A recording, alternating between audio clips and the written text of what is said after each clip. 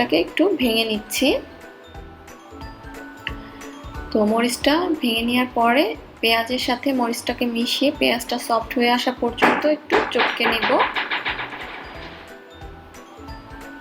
এই তো পেঁয়াজটা যখন এরকম কিছুটা সফট হয়ে আসবে ওই পর্যায়ে এর মধ্যে আমি দিয়ে দিচ্ছি 1 টেবিল চামচের মতো সরিষার তেল।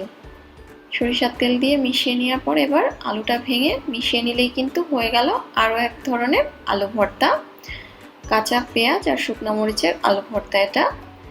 তো এই ভর্তাটাও কিন্তু আমার রেডি হয়ে গিয়েছে। এখন আমি আপনাদেরকে করে দেখাবো ঘিয়ের আলু ভর্তা, ঘি দিয়ে তৈরি করা। তো দুটো আলু নিয়ে নিয়েছি আর আমি যে পেঁয়াজ ভেজে রেখেছিলাম প্রথমেই সেখান থেকে 3 টেবিল চামচের মতো ভাজা পেঁয়াজ নিয়ে নিয়েছি আর 3টা শুকনো মরিচ নিয়ে নিয়েছি। স্বাদ মতো লবণ